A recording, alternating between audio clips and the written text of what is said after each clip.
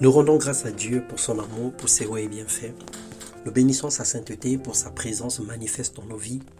Parce que la Bible déclare, car je connais les projets que j'ai formés sur vous, dit l'Éternel, projets de paix et non de malheur, afin de vous donner un avenir et de l'espérance. Vous-même vous courrez et vous partirez, vous me prierez et je vous exaucerai, vous me chercherez et vous me trouverez si vous me cherchez de tout votre cœur. Bonjour bien-aimés, que le Seigneur nous bénisse ce matin, bienvenue dans notre partage quotidien. Ce matin nous allons partager la parole de Dieu et nous persévérons dans notre thème du leadership de qualité. Et aujourd'hui nous allons voir Gédéon comme modèle.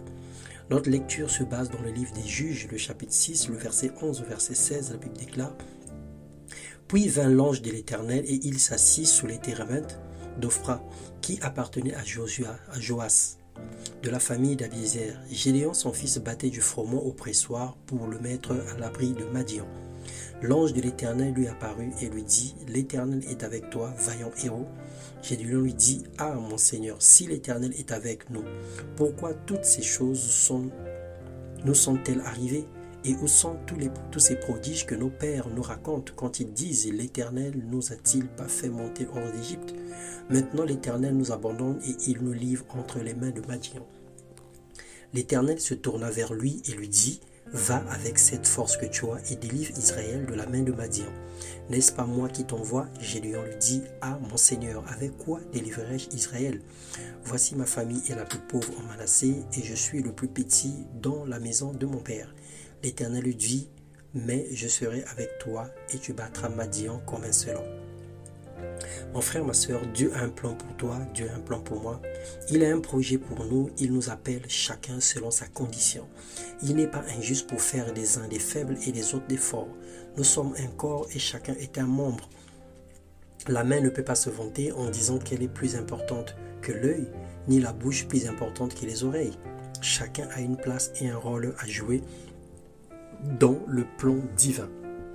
Dieu ne tient pas compte de tes faiblesses ni de tes capacités personnelles. Il s'appuie sur ce qu'il a investi personnellement en toi en tant que serviteur ou servante pour faire de toi un leader, pour t'accorder une mission spéciale et t'aider dans son accomplissement. Il n'y a rien qui est méconnu de Dieu. Lorsqu'il t'appelle ou te désigne, il sait les capacités qu'il a mises en toi pour que tu sois la personne idéale à accomplir la mission. Parce qu'un peuple est assis dans les ténèbres, une famille est liée, bloquée, condamnée, une nation est dans une situation difficile, Dieu te choisit aujourd'hui pour les sortir de la captivité, pour apporter la lumière là où les ténèbres ont pris place dans les vies des gens. Dans Juge 7, le verset 9 et verset 11, la Bible déclare: L'Éternel dit à Gédéon pendant la nuit: Lève-toi, descends au camp, car j'ai livré entre tes mains. Si tu crains de descendre, descends-y avec Pura. Ton serviteur, tu écouteras ce qu'ils diront, et après cela, tes mains seront fortifiées. Descends donc au camp. Il descendit avec Pura, son serviteur, jusqu'aux avant-postes du camp.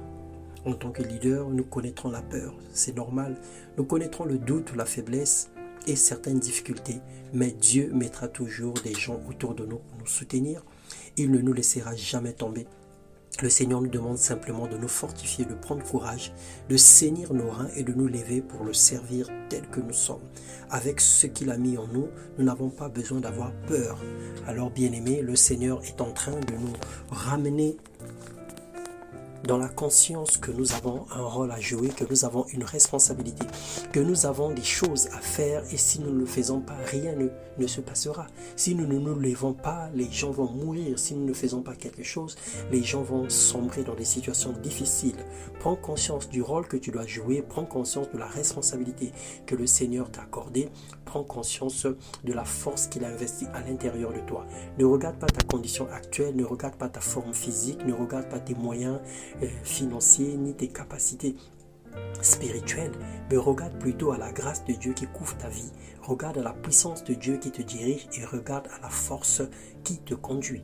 Que Dieu te bénisse et te donne une conscience pure pour pouvoir accepter son offre et le servir dans le nom de Jésus-Christ.